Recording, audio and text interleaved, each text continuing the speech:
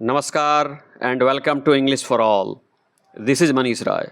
आज प्रस्तुत है सीबीएसई के बच्चों के लिए क्लास 8 से चैप्टर नंबर 6, जिसका नाम है दिस इज जॉडीज़ फॉन। ये जो फॉन देख रहे हैं ना बच्चों, इसका मतलब होता है हिरण का बच्चा जी। तो दिस इज जॉडीज़ फॉन, यानी यह जॉडीज़ का हिरण का बच्चा है जी। ये जॉडी कौन है, ये हिरण का बच्चा क्या है, इस चैप्टर में जानेंगे। इससे पहले बिफोर यू रीड, यानी दिस इज जॉडीज़ फॉन नामक चैप्टर पढ़ने से पहले ये देख लेते हैं बच्चों। कह रहा है कि ऑफन, ऑफन का मतलब होता है बच्चों अक्सर।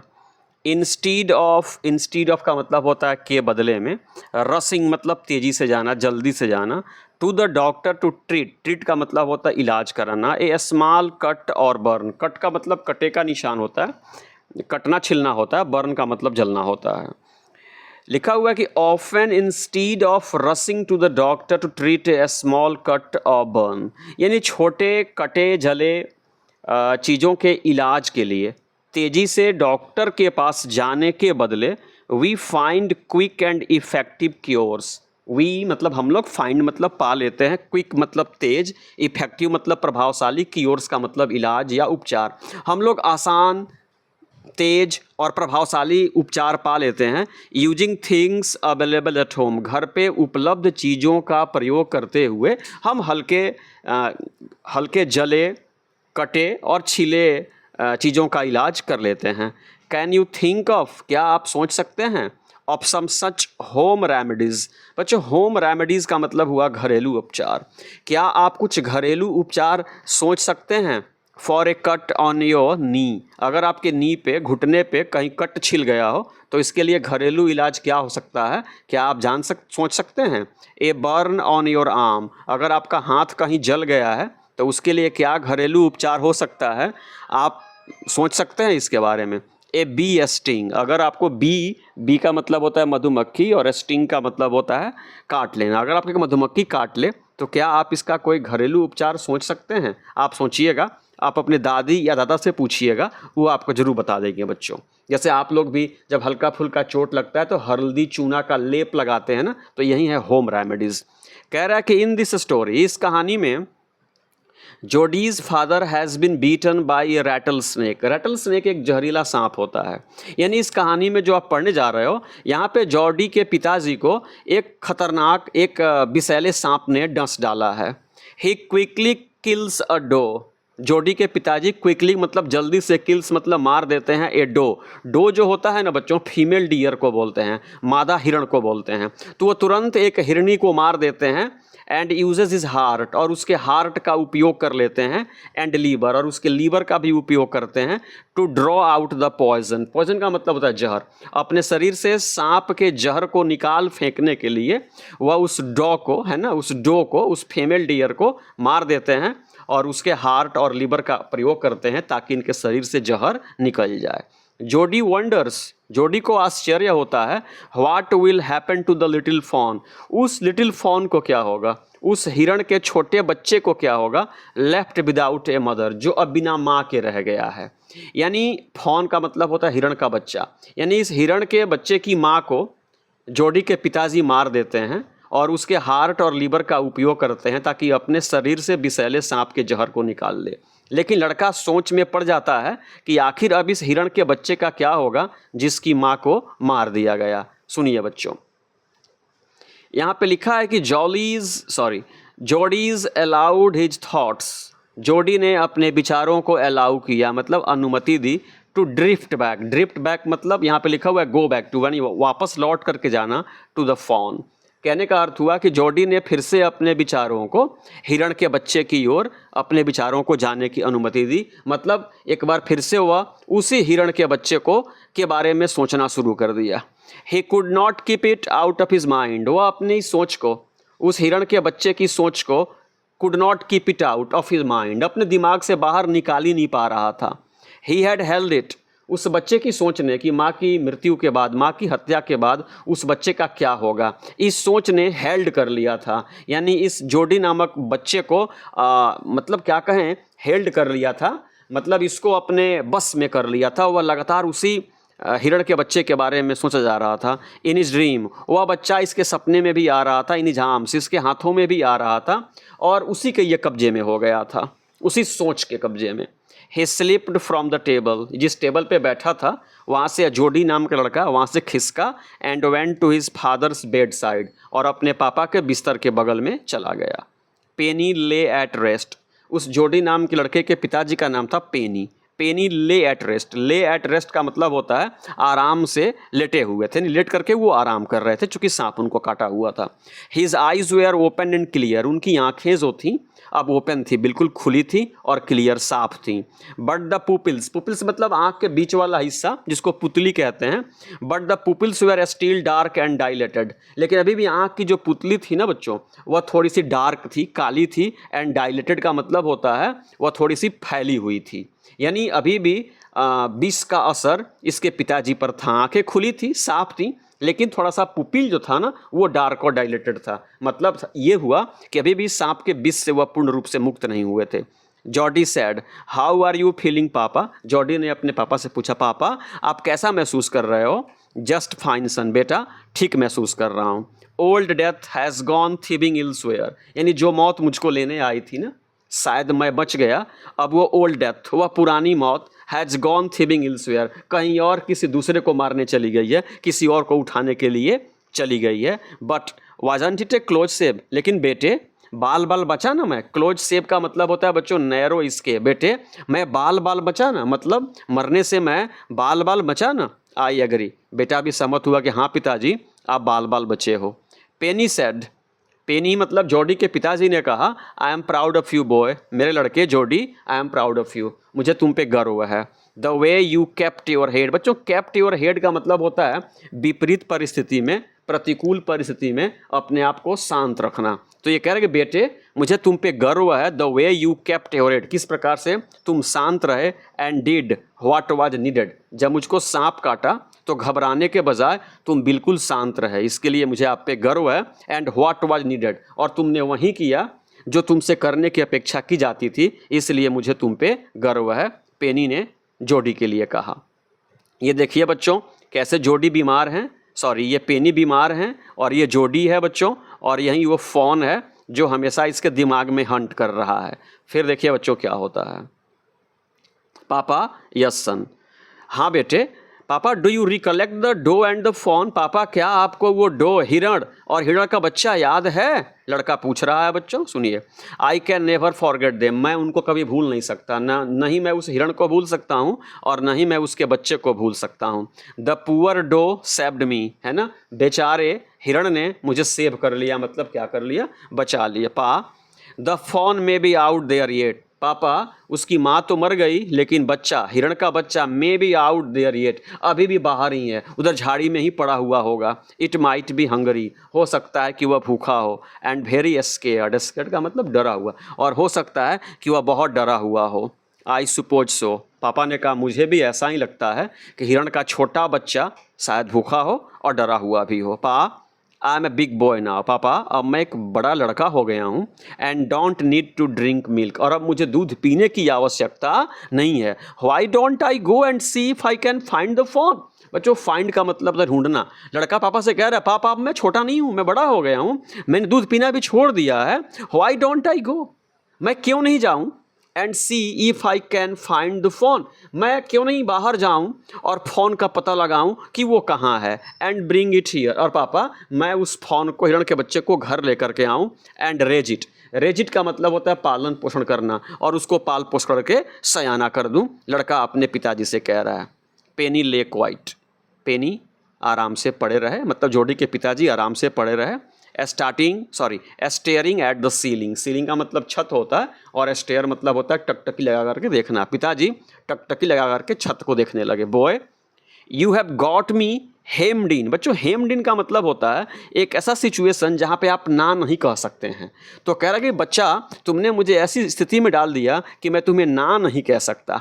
It won't take much to raise it, पापा अब हिरण के बच्चे को रेज करने में, पालने पोसने में ओंट टेक मच, बहुत समय नहीं लगेगा। It will soon start eating leaves, वह शीघ्र ही पेड़ों की पत्तियाँ एंड एकॉर्न्स खाना शुरू कर देगा और वह जल्दी से सयाना हो जाएगा, बड़ा हो जाएगा, उसको रेज करने में ज़्यादा वक्त नहीं लगेगा। You are smarter than boys of your age, age का मतलब होता है बच्चों उम्र। पापा कह रहे हैं कि जॉडी यू आर स्मार्टर, तुम स्मार्ट हो, then boys of your as, तुम अपने उम्र के बच्चों से कहीं ज़्यादा स्मार्ट हो। We took its mother and it was not to blame, लड़का कह रहा है कि पापा वी टूक इट्स मदर, पापा इस शिशु के, इस बच्चे की माँ को हमने मार दिया, and it was not to blame, और इसका इसमें कोई दोष नहीं है कि बेचारा बाहर जंगल में पड़ा हुआ होगा, है ना, भूखा होगा, तड़प रहा होगा, माँ को हमने मारा, इस बच्चे का उसमें कोई दोष नहीं था। श्योरली, सही कह रहे हो। It seems ungrateful to leave it to a star, बच्चों स्टार का मतलब होता है भूख से मरना, लीव का मतलब होता है छोड़ देना, अनग्रेटफुल का मतलब होता है बच्चों कृतघ्न। पापा कह रहे हैं सही कह रहे हो बच्चों, मुझे भी यह कृतघ्नता लगता है कि उसकी माँ को हमने मार दिया और उसको भूख से मरने के लिए उधर झाड़ी में छोड़ दिया। Son I can't say no to you, बेटे मैं तुम्हें ना नहीं कह सकता, मैं तुम्हें उसको ढूंढने के लिए मना नहीं कर सकता। I never thought I would live to see another day, बेटे मैंने सोचा भी नहीं था जब मुझको सांप काटा था, आई नेवर थॉट, तो मैंने सोचा भी नहीं था कि मैं जीवित रहूँगा, यानी अगला दिन मैं देख पाऊँगा, लेकिन उसी हिरण के बच्चे की माँ की वजह से आज मैं जीवित हूँ, इसलिए मैं तुम्हें ना नहीं कह सकता। Can I ride back with mill wheel and see if I can find it, बच्चों मिल व्हील एक और कैरेक्टर है जो घोड़ा चला घुड़सवारी का काम करता है। तो बच्चा कह रहे पापा क्या मैं मिल व्हील के साथ, है ना, उस स्थान पे जा सकता हूँ जहाँ आपने उसकी माँ को मारा था, एंड सी, और देखूँ कि क्या वो वहाँ पे है कि नहीं है। टेल योर माँ I said you can go, जाओ अपने माँ से कहो कि मैंने तुमको फ़ोन पता लगाने के लिए कहा है, फ़ोन को घर ढूंढ करके लाने के लिए कहा है। ही सिडल्ड बैक टू द टेबल, यानी वह धीरे धीरे फिर से टेबल के पास चला गया जहाँ से वो खिसका था, एंड सेट डाउन, और फिर से जाकर के टेबल पे बैठ गया। His mother was pouring coffee for everyone, pouring का मतलब होता है उड़ेलना या ढारना होता है, उसकी माँ सबके लिए कॉफ़ी परोस रही थी। ही सेड, माँ, उसने कहा कि माँ, पापा सेज, पापा कहते हैं I can go bring back the phone, माँ पापा कहते हैं कि मुझे जाना चाहिए और उस फ़ोन को, हिरण के बच्चे को घर लेकर के आना चाहिए। She held the coffee pot in mid air, बच्चों मिड एयर यानी हवा में ही, माँ जो थी जैसे ही फ़ोन के बारे में उन्होंने सुना, जैसे उन्होंने हिरण के बच्चे के बारे में सुना, उन्होंने कॉफ़ी पॉट को हवा में ही हेल्ड कर लिया, हवा में ही रोक लिया, मतलब वो एकदम हतप्रद रह गई। कॉफ़ी को ढारना उन्होंने बंद कर दिया। व्हाट फ़ोन, किस फ़ोन की बात कर रहे हो? The phone belonging to the doe we killed, माँ हम उसी फ़ोन की बात कर रहे हैं, हम उसी हिरण के बच्चे की बात कर रहे हैं जिस हिरनी को हमने पापा के इलाज के लिए मारा था। We used the doe's liver, हमने उस हिरणी के लीवर का इस्तेमाल किया, to draw out the poison and से पापा के शरीर से विष को निकालने और पापा को सांप के डंक से बचाने के लिए हमने उसी हिरणी के लीवर का उपयोग किया, जिस हिरणी को हमने मार दिया उसी हिरणी के बच्चे की मैं बात कर रहा हूँ। सी गैस्प्ड, अब माँ जो थी ना अब गहरी सांसें लेने लगी, ये क्या बोल रहा है? Pa says it would be ungrateful to leave it to a star, पापा कहते हैं यह बड़ी ही अनग्रेटफुल होगा, यानी बहुत ही यह कृतज्ञता होगी कि हम लोग उसकी माँ की हत्या कर दिए और उसके बच्चे को भूखों मरने के लिए छोड़ दिए, ऐसा नहीं हो सकता। डॉक विल्सन सेड, अब एक और कैरेक्टर है डॉक विल्सन, उन्होंने कहा दैट्स राइट मैम आपका लड़का सही कह रहा है कि इसकी माँ को आप लोगों ने मार दिया और बच्चे को मरने के लिए छोड़ दिया, ये ठीक नहीं है। Nothing in the world comes quite free, दुनिया में कुछ भी बिल्कुल फ्री नहीं आता, माँ को मार दिए तो कम से कम बच्चे को आप लोगों को पालना चाहिए। The boy is right and his dad is right, लड़का सही कह रहा है, लड़के के पापा भी सही कह रहे हैं, फ़ोन को लेकर के आना चाहिए। मिल व्हील सैड, मिल व्हील ने कहा जो घुड़सवार थे, he can ride back with me I will help him find it, उन्होंने कहा इस लड़के की माँ से कि मैं इसको घोड़े पे बैठा करके लेकर के जाऊंगा, I will help him find it, मैं इसकी सहायता करूंगा ताकि ये फ़ोन को ढूंढ ले। She set down the pot helplessly, helplessly का मतलब असहाय होकर के, असहाय होकर के माँ ने उस कॉफ़ी के पॉट को धरती पे रख दिया। Well if you will give it your milk we have got nothing else to feed it, बच्चों फीड का मतलब होता है खिलाना। माँ कह रही है ठीक है, जब तुम कह रहे हो तो जाओ। If you will give it your milk, अगर तुम जो दूध पीते हो ना, अगर वो दूध तुम उसको पीने के लिए दोगे तो ठीक है, अन्यथा हमारे पास उसको खिलाने के लिए और कुछ नहीं है, माँ ने कहा। मिलहुइल सेड, मिलहुइल ने कहा, कम ऑन बॉय, अरे लड़के जल्दी करो, we have to get riding, हमें घोड़े पे बैठ करके उसका पता भी तो लगाना है, तो चलो, केवल बात ही कर रहे हो। ये देखिए बच्चों कैसे घोड़े पे ये लड़का जोडी बैठा हुआ है और ये मिलहुइल है और ये इनका हॉर्स है और ये बच्चों जंगल का दृश्य है। सुनिए, माँ बाक्स्टर, अब एक माँ बाक्स्टर है ना, माँ बाक्स्टर आस्ट, माँ ने कहा anxiously, you will not be gone long, दूर नहीं जाना बाबू, दूर नहीं जाना। माँ का नाम बाक्स्टर है, उसने कहा बाबू दूर नहीं जाना। Jordi sad, I shall be back before dinner for sure, माँ डिनर के पहले फॉर श्योर, निश्चित रूप से मैं आ जाऊँगा। किसने कहा? बच्चे ने कहा। मिलहुइल माउंटेड हिज हॉर्स, माउंट का मतलब होता है कूद करके घोड़े पर चढ़ना। अब जो व्हील साहब थे ना, मिलहुइल, ये कूद करके घोड़े पर चढ़ गए। एंड पुल्ड जोडी अप बिहाइंड हिम, और पीछे से पुल करके जोडी को खींच करके, पीछे देख रहे हैं ना कैसे घोड़े पर बैठा लिए, तो स्वयं घोड़े पर बैठ गए और लड़के को भी खींच करके घोड़े पर बैठा लिए। ही सेड टू मिलहुइल, लड़के ने मिलहुइल से कहा, घुड़सवार से कहा, डू यू थिंक, क्या आपको लगता है, द फॉन्स स्टिल देयर, क्या आपको लगता है कि फॉन्स, हिरण का बच्चा अभी भी वहाँ होगा? Will you help me find him, क्या तुम मुझे ढूंढने में मेरी मदद करोगे? लड़के ने मिलहुइल से कहा। सुनिए क्या हो रहा है बच्चों आगे। कह रहा we will find him if is alive, अगर वो अलाइव होगा, अलाइव का मतलब होता है बच्चों जीवित, अगर फॉन जीवित होगा तो हम लोग उसे ढूंढ ही लेंगे। How you know it is a he, Millwheel साहब आपको कैसे मालूम है? हाउ यू नो, आपको कैसे मालूम है इट इज़ ए ही, कि वह मेल है? मेल फीमेल की का मामला कैसे आपको पता है? आपने ही इज़ अलाइव कहा, आपको कैसे मालूम है कि वो मेल है? द स्पॉट्स वेयर और ऑल इन ए लाइन, उसके शरीर पे जो स्पॉट्स हैं ना, जो धारियां हैं, वो सब एक ही लाइन में हैं, इसलिए वो ही है।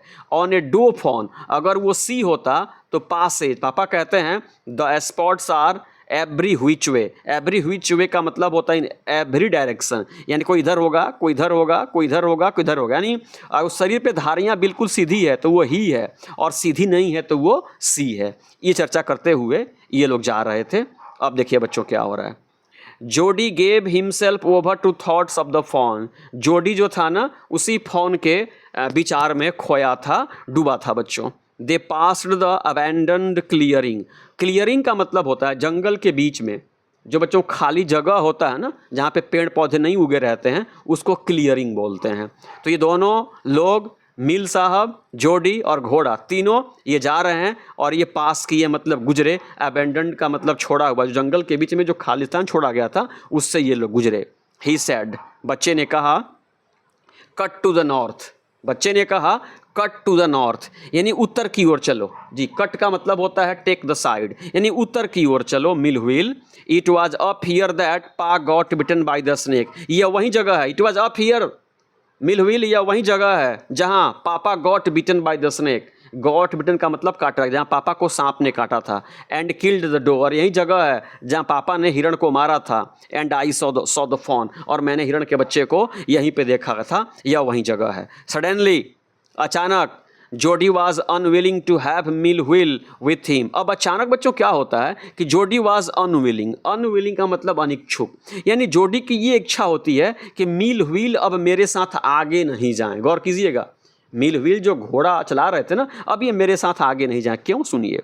If the fawn was dead, अगर फॉन की मृत्यु हो गई है और कुड नॉट बी फाउंड, या अगर वो मिल नहीं पाए, he could not have his disappointment seen, disappointment का मतलब होता है निराशा, तो मेरे चेहरे पे जो निराशा का भाव होगा ना, वह कोई देख न ले, एक कारण ये।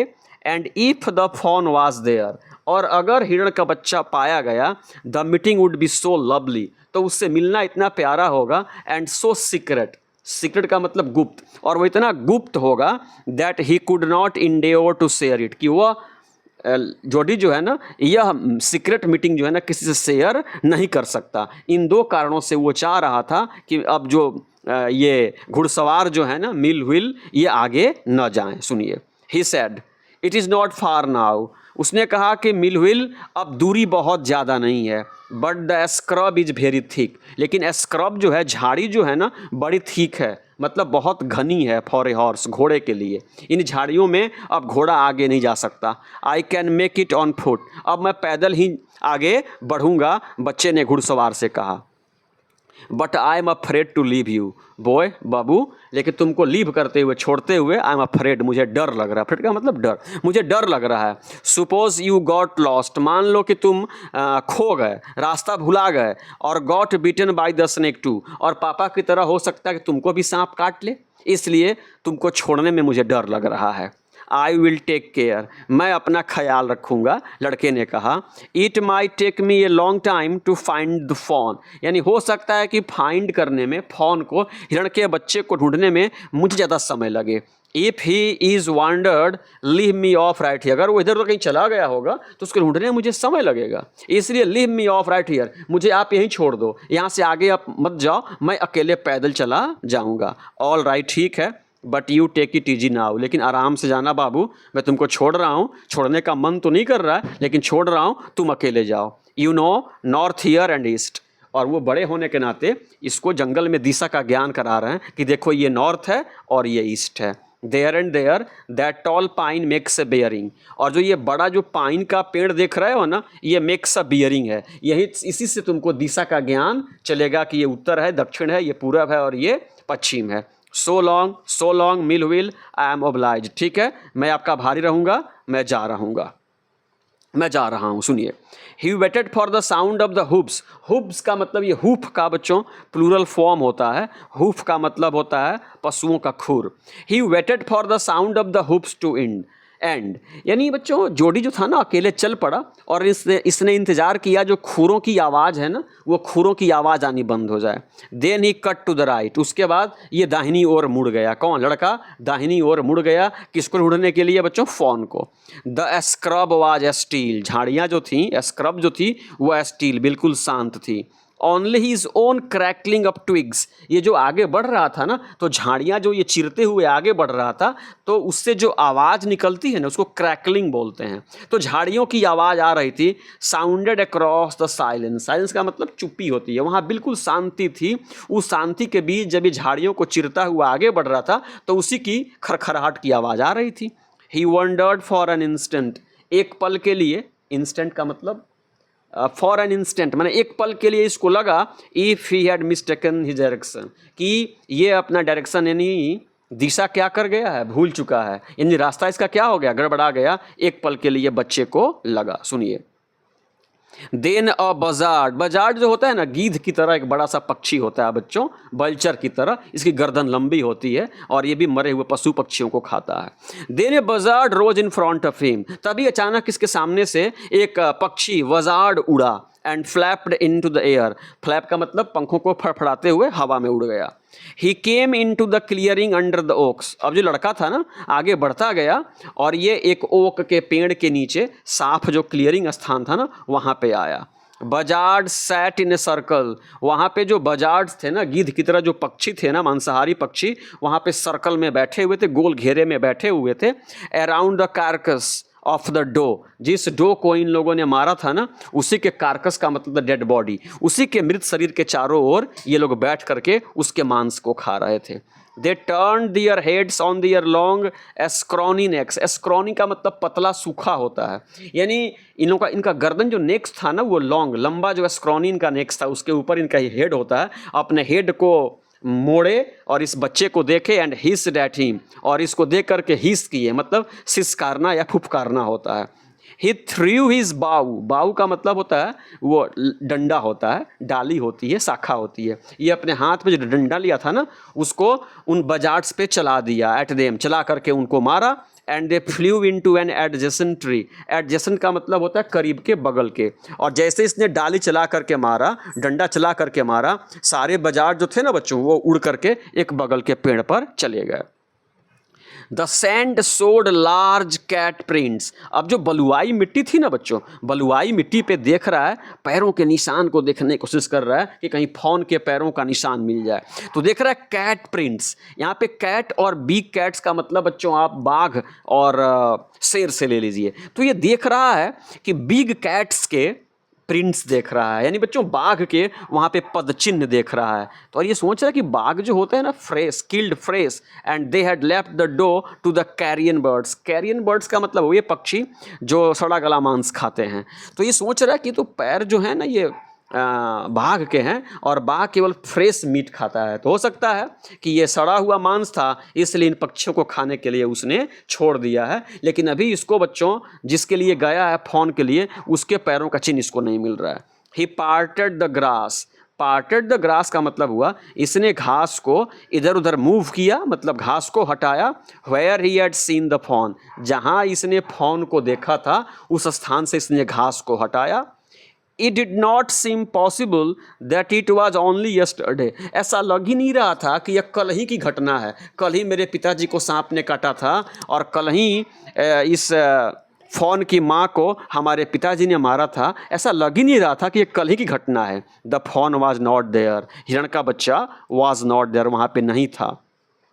ही सर्कल्ड द क्लियरिंग। इसने क्लियरिंग को, जो वहाँ पे खाली स्थान था, उसको सर्कल किया, उसको घेरा बनाया।